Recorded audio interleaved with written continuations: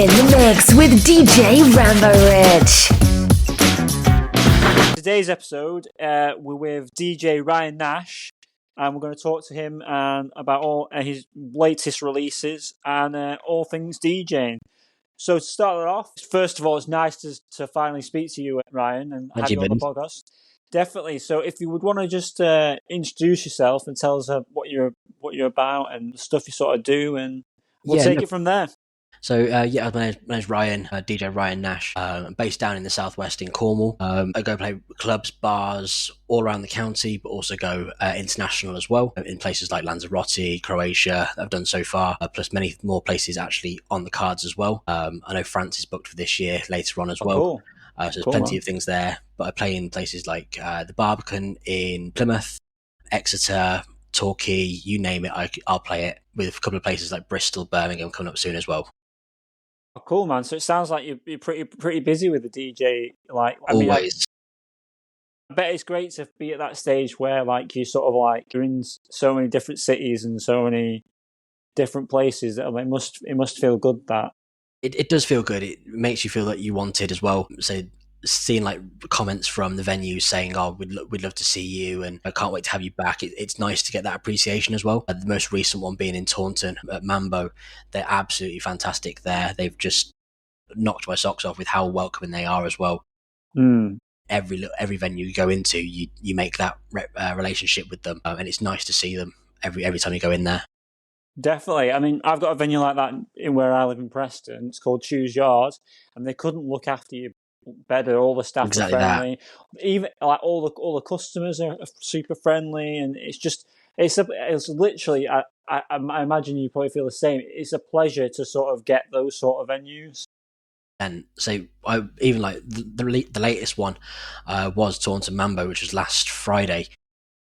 I've walked in the venue, all the staff have come up and said hello, give you a hug, and then they say, "Oh, what drinks do you want?" And throughout the night, if you want a drink, you just put your hand up and wave at them. They'll bring a drink straight over to you. Nice. You have customers come up to you, just buy you a drink without you asking. So they're absolutely amazing. Just having them venues as well, just behind you. Just you can't thank them enough of how welcoming they are. Definitely. I love that. I think what we're going to do now is we're going to start on the first round, which is mixtapes and memories. So 1 second, then we'll be back with that.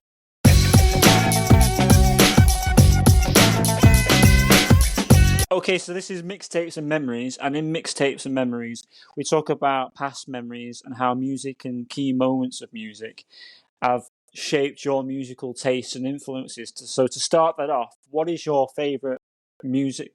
I mean, what's your favourite? What's your first music? Start again. What's your first musical memory? So musical memory for me was back when I was really, really young, going to my grandparents' house, but my uncle used to live there, and he was always blasting music out throughout, in his bedroom after he come up from work, and he used to quite often sit outside his room just listening to his music. But you could also hear it downstairs. That's how loud he used to play it. Days out, we used to be listening to new music that I'd never even heard of. Bear in mind, I was 7 or 8 at this point. Yeah. And I just wanted to learn through that, and I loved the music taste then. So it was more like your pop and your little bit to house there and then. But going on to I was at school, I used to be bullied sort of. So I went out with my dad's best friend at the time. He was a DJ, and I learned the ropes through him, from just playing the odd 1 or 2 tracks at a party or a wedding, to then going doing a full gig with him, actually just choosing the music and knowing exactly how to transition properly, and that was at the age of 11 or 12. So starting there, that's where I found the love of DJing, and it hasn't stopped. There was a break for probably about 3 years while I was doing exams at GCSEs, but I'd finished my first year at college and joined another company that was doing it in the local town that I lived in, and my first gig with him was actually New Year's Eve, and he went, "There's the decks, there's the speakers, see you later, I'm going to do another gig." And it's New Year's Eve, yes, the pressure was there because it's one of the biggest ones you can do. Definitely. That was my first solo gig as well. Gosh.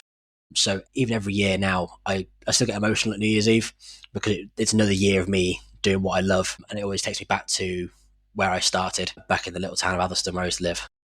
I love that. And that was your uncle that helped you there? So my uncle started it, yeah. Yeah, that's great. honestly, his passion for music, even now, is incredible. He finds music, even now, that you wouldn't even think of, and artists that have covered big tracks that make him actually sound better than the original. Right, gosh. I mean, I'm the same as an uncle in the sense that I'm trying to encourage my nephew and nieces to sort of like have a go with the decks, or 100%. I'll play like classic his music, and I'll see like which one's going to get the dance moves out. And I think I've worked out which one of them will be the DJ. It's probably the youngest one, but no, it's great that there's that passing of the music on to the next generation. So I love that. So, I think you've actually answered this question. So that was your first performance. You were saying there. Yeah. New Year's Eve is like the pinnacle of like DJ gigs. That's how I view it anyway, personally. 100%. Because it's such a responsibility, isn't it? Like, especially with the countdown. If you don't get it right on the first time, you've messed up New Year's Eve. Yeah. The amount of pressure there is ridiculous. I remember one of the years, I think it was my second year in, and I messed it up by literally 5 seconds, and I was kicking myself the whole year. Yeah. And the following year, you want to get it right, so you always do have that pressure. But I think, what I get a sense of there with you is that, okay, yeah, you may have got it wrong, but like sort of taught you like you learned from that, even though it was like a momentarily sort of like issue. That failure led you to success because 100%. you learn from the mistakes. So I always say that there's never any missed opportunities. It's just opportunities to learn. So 100%. that you've sort of like you learned from that. So what was the first album you bought? First album I bought, that would be the Now That's What I Call Music. Yeah. I think it was 82 or 83. Gosh. But that's going Is this back. 90s? Is this 90s era or 80s? No, this is older than that. This is 2000s. Right. So you're looking 2007 or 2008, I think it is. That's the first one I bought with pocket money. My gosh. Absolutely love that sort of stuff. And that there is like your pop and your stuff that's in the charts. Mm. So not even stuff that I play now. So, and I've still got the CDs now. They're still on the bedside table. I mean, some of those now CDs, they're worth quite a bit now. Like 100%. the rarer ones, like these 80s. I could try to work out when it started. It's quite a long time ago now, isn't Yes, it? it was definitely the 80s. I know my mum's got the Now One, I think it is, on record rather than CD, which I think was in the 80s. And I think it was the likes of Aha, Take On Me was on there. Oh my gosh. So yeah, back 85, I think it would have been. Definitely. It's just crazy when you think now they're at like, I don't even know what number they're on now. Is it 150 or something like that? Got to be something with the high numbers. Definitely. Got to be.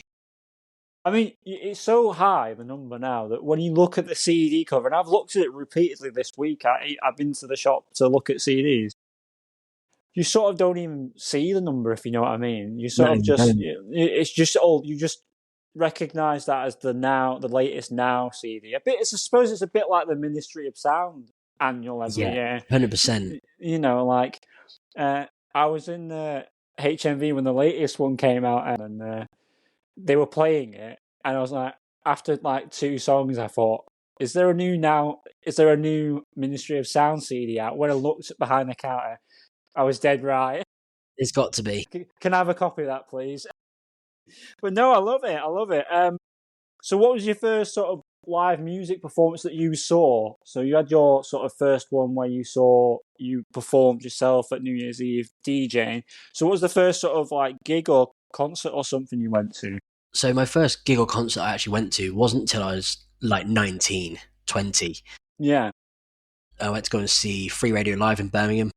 Cool, man. So you got your artists like your Clean Bandit, Ollie Murs, BB Rexa, so the big artists. I took my little sister there. I like that. So I'd been driving a couple of years. She hadn't, obviously she's now just turned 18 and just passed her test. But we can now look back at that and looking at, that's where music started. I'm looking at the stage going, that stage lighting is just incredible. And it was just a really good night in general, because you can see how people have come from, like Ollie Murs, he's come from X Factor, come from literally nothing to being on the big stage with thousands screaming at him. And Yeah, definitely. And I think about how many albums he's done. He's done loads. I know. I mean, it'll be 5 or 6 now, I'd reckon. Yeah, it's got to be, if not more. I mean, to get to the point where you've done 5 or 6 records, I mean, you're doing well there, aren't you? Definitely, you know. Especially with the big number ones that he's got as well, and the artists he's worked with. Looking at where he came from to where he is now, it's just an incredible journey. Definitely. I love that. So yeah, I think we're going to move on to the next round now, which is on repeat. So 1 second and we'll be back with that.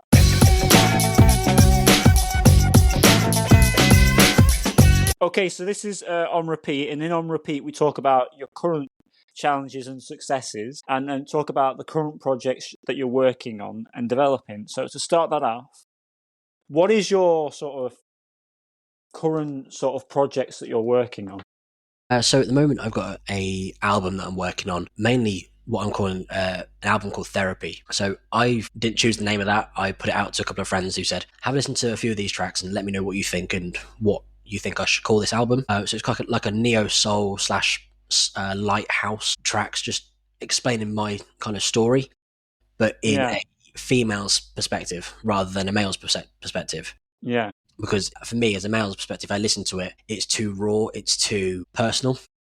To separate it, I put it to a female's perspective, so I can actually listen to it and I can actually go, yeah, that's what I like about it. But there's the really, really personal stories, so about the mental health side of stuff, and being taken advantage of, also breakups, also the happy sides as well, of overcoming things, and having no regrets about stuff as well. So yeah, there is the thing I'm working on at the moment. Oh, cool! I love that. I love that you've sort of like thought about like a female's perspective. Like you're taking a different sort of viewpoint, which is always good. Because I remember a dance video. It might have been 6 or 7 years ago, something like that. And I remember the music video for the track. It's like a night out, and you just naturally assume, and you don't see the person, you just see their hands. It's like first person sort of thing, and you think it's a man the whole night, and then at the end of the track, you see that it's a woman, and it's sort of like, oh my god, it changed everything, your perspective. So I like that. I really like that. So obviously you're working on this project now. So what do you find yourself repeatedly doing? So repeatedly doing, constantly just looking at like new music and going over old tracks. So I've probably got a pool of 30, 40 tracks that I've got just sat there, but I'm not happy with them. So I'll keep returning to them and trying to make them better, add something in. I'm just always looking back at that because that's all I want to try and progress and make them better. Even like tracks that I've already released, I'm still going back to the files and going, can I make it better? Can I re-release it as a remastered track? Yeah. I'm always going back to them.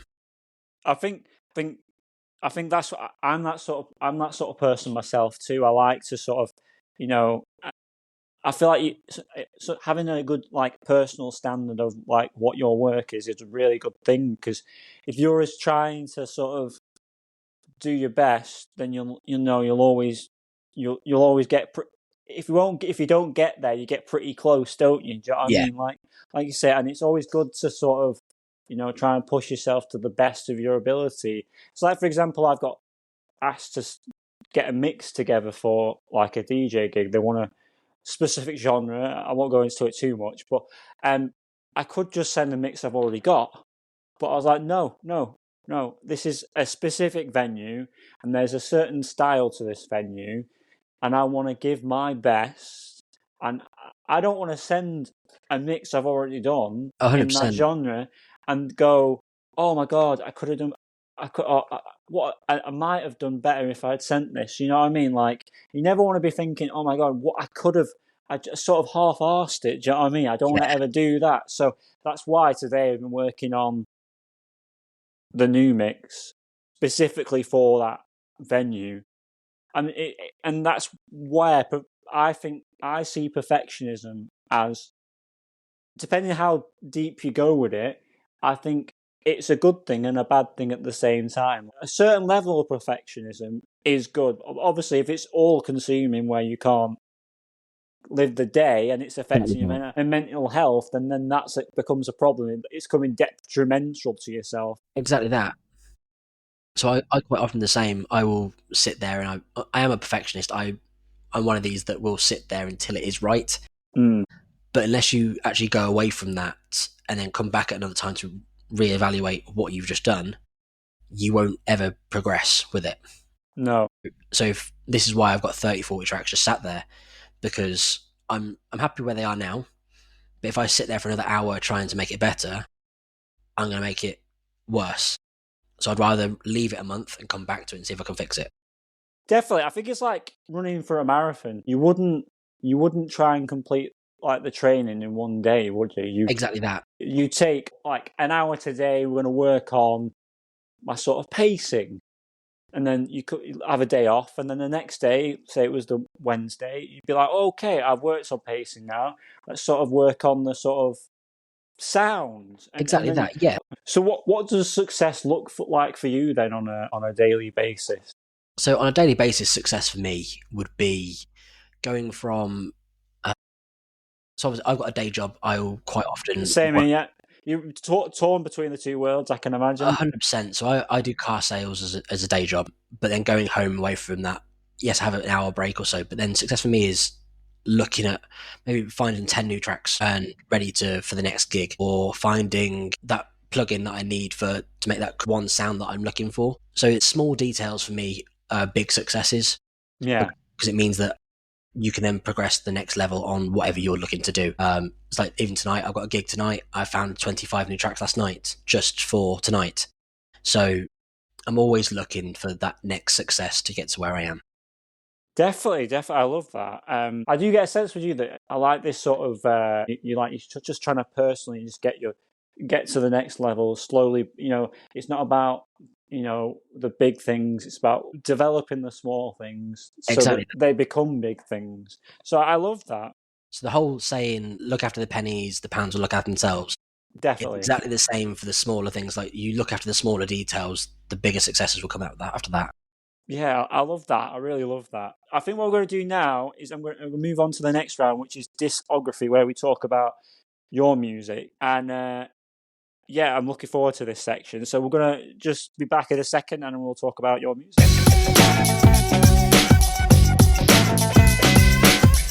Okay, so this is discography. And in discography, we talk about your tracks and like how they came to be and how like the making process of them. So to start that off, what is your latest track? The latest track is a tech house track called Freaking Nasty. Yeah, I did see this today on literally social released media. 9:00 this morning, so that's ready to drop tonight in the venue that I'm playing tonight. But that is probably one of the best tracks that I've had for a little while. It's been about 3 or 4 months in the making, so it's finally come out and I'm happy with it. So Oh, great. I mean, I was looking through your Spotify, and I did quite like also Sensational and No Regret. that's the whole if we go to No Regrets, for instance, that one is going to be part of the album Therapy. So I released it as a single because it had to be released. I just couldn't wait that long. Yeah. But No Regrets is about just having no regrets of what you're doing, coming back from where you are. Yeah. So you wouldn't be where you are now without doing what you did beforehand. Definitely. So every action you do has a repercussion, and then repercussions come to where you are now. That's why I'm looking at like that one. I say it's going to be part of the Therapy album as well, which hopefully I'm going to have done by October this year. Yeah. I mean, like I said, there's always a lot of work when you've got like a big project like that, and you sort of aim for dates. It's a bit with the podcast with me. Like I'm aiming for the 5th of March, but like I say, if the standard isn't there of like my editing of the episodes, then it may change. But I don't want to change it. But I mean, I never want to change when you've said you're going to release it on that day. Change, but again with the perfectionism, I want it to be to a certain standard. So Exactly that, yeah. Yeah, but no, that's great. So sorry, when you're aiming to get that out again? I'm looking at October this year, hopefully. October, definitely. Well, if you'll have to send us something like a link or something to the promotional stuff you do for it, and we'll definitely put it on the Instagram and then get it out to people that listen to the podcast, man. Definitely. So So tell us about Sensational then, because we spoke about Freaking Nasty and No Regrets. So tell us about Sensational then. So Sensational was actually my first track release. So I was working with a record label, Audio Wave Records at the time. Unfortunately, no longer with them, but the record label helped me to get to where I am now as well. They've given me a massive push, and I can't thank them enough for what they've done for me. But I sat down with the head of the record label, basically going through the track itself. So it's actually a remix of Chris Brown's track Sensational, but sped up slightly. So the original's at like 95 beats per minute. This one's about 103. So not a major jump, but it changes the whole the way the music works with it. It changes the genre completely. Yes, it's still technically R&B, but it's got that a little house twist onto it. So it gives you a bit more sing-along vibes, and it's more fast-flowing rather than the way Chris Brown's done it himself. Definitely. I mean, I always like it when DJs take a genre of track and put it into another genre. I always love that. I was trying to think of a comparison. I heard Chris Brown you were saying there about. I heard one song, and I'm trying to remember what it is now, but they turned it into a drum and bass track. Okay. And it really works. There's so many different genres that you can work with that will bring it into. So like, there's a few drum and bass tracks that I play that are originally R&B tracks, but changing them, because the R&B tracks are normally go from like 87 to like 95. 87 is your prime point for drum and bass, so you can literally mix it straight into drum and bass so easily, so it'll work a lot easier than what people actually think it will. Gosh, I mean, that's a pro tip there, if I've ever heard one. Definitely. I'm loving that, man. So what would you say is your unique sound about your music, or are you trying to still find your sound, or what would you say when it comes to your music? Yeah, I'd say with me, I'm still trying to find it completely. I've got, if you go onto Spotify and stuff like that, you'll see a range of different tracks going from melodic house to neo soul to now tech house as well. So I'm still trying to find that sound of what I'm looking for. It's just more of a reactive thing of what people like out there. I choose what I like, and I'll release it no matter what. But as long as what I'm releasing everyone's happy with, I'm still trying to find that one sweet spot though. Yeah, and I think it takes time as well, and just experimenting and seeing what works and what doesn't work. But no, definitely, I'm certainly enjoying all the tracks that I've listened to of yours, and I'm not saying that just because you're on this. I do genuinely mean that. Like I say, I think if you carry on the way you're going, man, no problems at all. You know, No, like I say, I'm hoping that yes, eventually I'll hit the big time, but I'm quite happy where I am right now. Yeah. I'm not one to rush. I'd love to be like a prime celebrity sort of thing, but I'm not going to rush to get there. So no, definitely not. There's people out there that are still DJing at the age of 60. So I'm nowhere near that. So I'm quite happy to wait my turn, sort of thing, and hopefully it only takes one track to be spotted, and then that's it. The world's your oyster. I mean, I like what you're saying about being 60, like when you're older and being 60 doing it. Definitely, I mean that's my plan myself personally. Once you're in the music industry, that's it. You can't escape it. You take people like Pete Tong, Fatboy Slim. Exactly that. I mean, they're still okay. They may look a bit old. They're still wearing all the same stuff they used to wear: bomber jacket, Hawaiian shirt. You know, like, and they're still. You look at he was at Eden Project literally last year, and the tickets sold out within a matter of 2 days. Yeah. And it was full. You couldn't get tickets anywhere. Yeah. So it even shows that the big icons like that are still getting the recognition and the support that they need as well. So the track Impossible by Aldo Vanucci and Mila Falls, I speak to Aldo every so often. He's been an inspiration to myself, massive. Yeah. So he's getting the recognition that he deserves as well. But honestly, some of the older generation of the industry, they deserve a lot more respect than what they actually get as well at the moment. They should have a lot more. Yeah, I'm totally with you on that, like I say, because I feel like, I mean, these are the people that went from vinyl to digital, I don't think people appreciate, what it was like back in their day. Oh, 100%. It was all literally, you got your records, you walk in with boxes and boxes of records. Whereas now we can just turn it with a hard drive and plug it into your CDJ. That is literally it. Look at how times have changed and where they've started, and look where we are just coming into now. So they deserve a lot more recognition. 100%. I mean, Pete Tong who's my sort of like idol DJ. Like, I listened to him when I was a kid on his radio show. Like, I mean, he shapes my sort of music for sort of dance music. And he's coming to Preston, and I've already got my ticket. Good. I'm writing a sign, and it's going to say, "It's all gone Pete Tongs." There you go. That's put a heart on the corner of it, so I'm not saying that the music's gone Pete Tongs. Of course, yeah. But but like you say about the old guard, I think they need respect, definitely. This is why like us guys and everyone else is able to do what we do, every Friday, Saturday night, because of that. I love it, man. They are just some of the best in the industry. Hopefully, fingers crossed, eventually it will be at that point as well. But honestly, you can't fault the staff in general. Over there, they are absolutely incredible. Definitely. I mean, it's sad about all these sort of like closures of places and like how we're getting like less and less like clubs and things. But I do feel, I don't know how you feel, like it's sort of going to like sort of the pub sort of bar situation. Like, I've not played a club yet.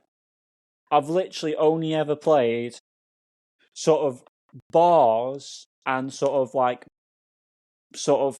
pub bars, like with big like sort of event sort of rooms and things.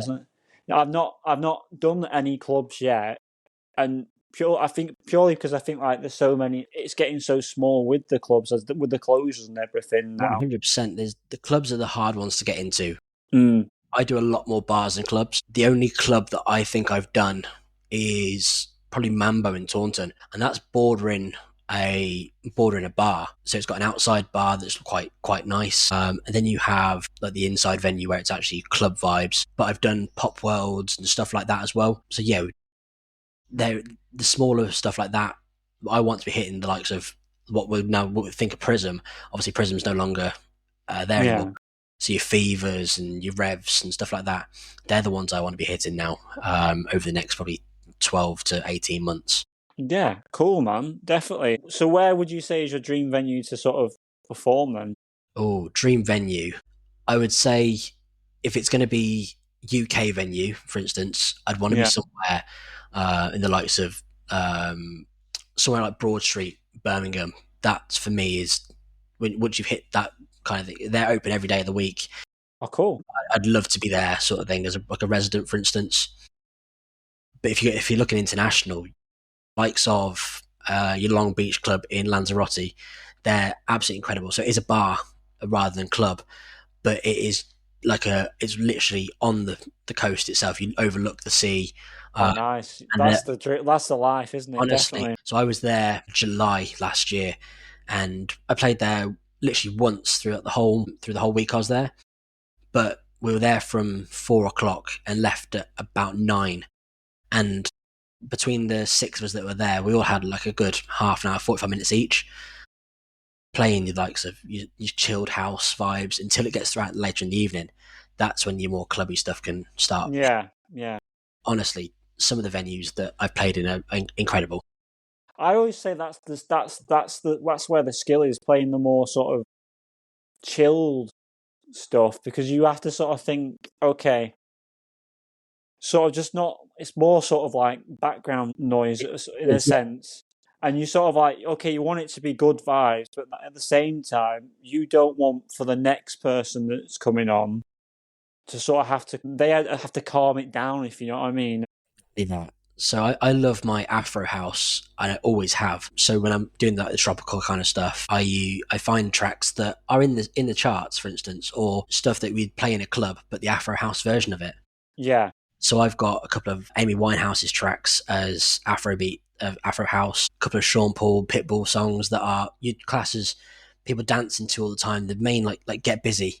There's an Afro House version of it, and it is just so chilled that you wouldn't even think about getting up and dancing to it. It's just so different, which I quite like, especially in like your tropical kind of vibes as well. Definitely. I'm loving this. I think what we're going to do now is move on to the last round, which is Dream Big. So 1 second, then we'll be back with that.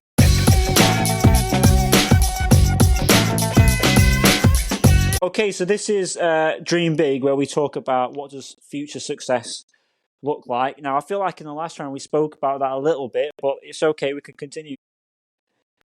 What is your dream collaboration or collaboration? So collaboration, there's loads. I mean, it changes. This is the hardest question I feel like I ask everybody, because for me, I don't know about you, it always changes on the daily. Like, I was watching The Masked Singer, the one with the costumes. Gregory Porter was on there. Now I've got a track of his, and it's turned into like sort of a sort of bar background music, sort of perfect for, and Liquid Spirit, I think it's called. Like, it's like a sort of more chilled version, and that would be a guy now. But then last night I listened to the Chemical Brothers CD, and now it's that. So it's really hard, like I say, but I'll let you answer. So yeah, my music taste is very, very different every day, as you said with yourself. So daily I listen to like the country, but I also listen to a lot of house and stuff like that. So for collaboration for me, I'd love to do something with the likes of Jesse McCartney, country singer. But he's got a unique voice that you can just tell he can change it to something more on a housey beat sort of thing. So I know that he'd be able to do it with his range of vocals. But then if you're looking at the DJs I wanted to collaborate with to try and get a banging house track out there, or melodic techno or something like that, the likes of your Martin Garrix, your James Hype, your David Guetta, the big names, I'd love to do something alongside them. Yeah. But vocal wise, there's so many good, amazing vocalists out there. I know, it's like there's too many to choose from, isn't there? The one that sticks down here is Mila Falls. She's absolutely incredible, based in Brighton, but she vocaled Impossible with Aldo Vanucci, and she's done so many other tracks as well that are just incredible, along with the girls next door as well. Like you're saying about great vocalists, like one for me is Beverly Knight. Oh, 100%. I mean, I've seen her live peaked on the O2 with his orchestra, and they do like a live game. My God, it had Becky Hill, Beverly Knight, Jazzy Jeff, the guy from Faithless that died. I mean, I feel lucky that I've actually seen him perform I Can't Get No Sleep live. I mean, I feel so privileged. Honestly, incredible. But no, it's great, isn't it? Like I say, I really hope that they do come true one day for you, man. I think I like this podcast as well, because I feel like people can sort of manifest what you want to happen and put it out there, and then so hopefully whatever happens, but the good energy gets put out there, and then suddenly maybe one day something will lead to that happening. And I really hope that when it comes to this section, that all the things that people say on this podcast do come true, because I feel like it'd be amazing. So in terms of like locations to perform, like have you got a dream festival, a concert, or location, or maybe something else? I don't know. Yeah, so for me, the dream festival for me would always be Tomorrowland. Always has been, always will be. As soon as that I get invited to play there, or I get a chance to play there, that will be the day that I know I've made it. Yeah. I've been watching Tomorrowland for years. Never managed to go there yet. I've wanted to go for years, but every year I watch the live stream of it, and from the second it starts to the second it finishes, and both weekends as well, every day, I may as well just book off the whole time, because I will watch it as if I'm like there. Yeah. Lights off in the living room on the big screen TV, sound, or the surround sound behind it, just make you feel like you're actually there and reliving it as such. But even now, all day today, I've had Tomorrowland mixes in the background, because that's what I listen to on a daily basis, just to give me that motivation every so often as well. I think also with that, like when Tomorrowland's coming up to it, they always put it in the DJ magazine, and you always see like the names of people. And I can imagine for you, like imagine like buying DJ magazine, flicking through it, and then like, oh my God, my name My name's finally there. Name is on this advert for some. I mean, that would be like mind blown, basically, wouldn't it? No, it's great. So, is there any other sort of like future sort of aspirations that like don't fit into like the sort of like not normal? I don't think that's the right word, but like that you thought in the future I'd love to do this with music. So for me, it might sound small to some people, but some of my tracks, I'd love to get like a music video behind them. Right. So the likes of the Freaking Nasty at the moment, I've got like a vision of how I want the video to look, but getting it onto actual working and how it behind it, that I'm struggling with. So I need to speak to someone regarding that. So if anyone's out there listening to this, that wants, yeah, definitely.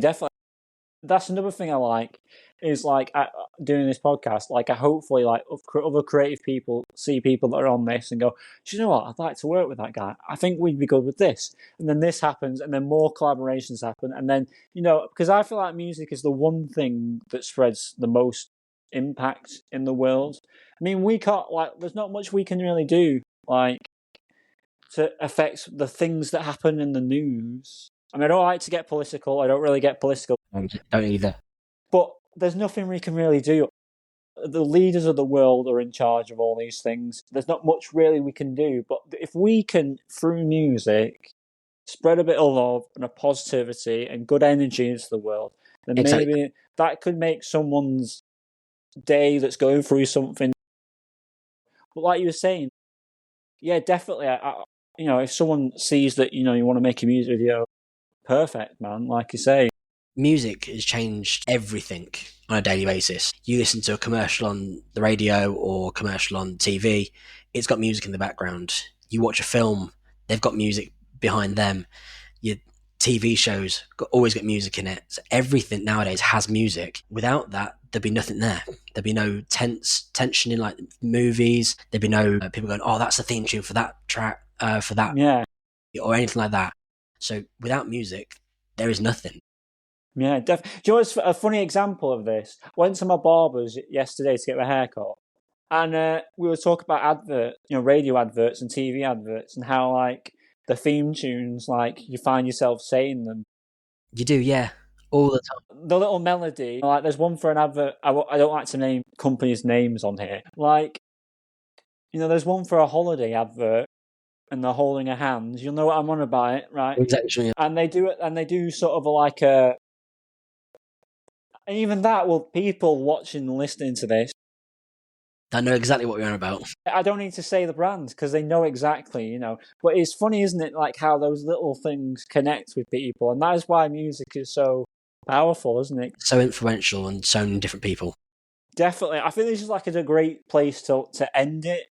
It's been a privilege to have you on, mate. I really appreciate you coming on and giving you time to come on here. I really wish you all the best with the latest track, Freaking Nasty. I always feel like I'm saying the wrong thing when I say that. Of course. But I want to make sure I get it right. Yeah, Freaking Nasty. And like obviously with the album coming out, I think you said it was called Therapy? It's going to be Therapy, yeah. Yeah. I would obviously love to sort of share that on the Instagram channel and help promote that, like I say, because I feel like, as music people, we can help each other out, Put your things up, you can put that, and then before and it's crazy how many people, when you like a post on Instagram, for example, you look at who else has made comments, and you go, oh my god, I know that person, oh my god, this person. Honestly, the world of social media and how the media works nowadays is just incredible. It is such a small world. But definitely, like I say, keep us updated with everything you're doing, and I really want the best for you in the future, man. And I really appreciate it. Thank you. No worries, it's what you're welcome. So I'm just going to leave it there, and you have enjoy the rest of your day, and we look forward to hearing updates from you. Angie, buddy, thank you very much for having me. You're welcome. See you later. Thank you very much.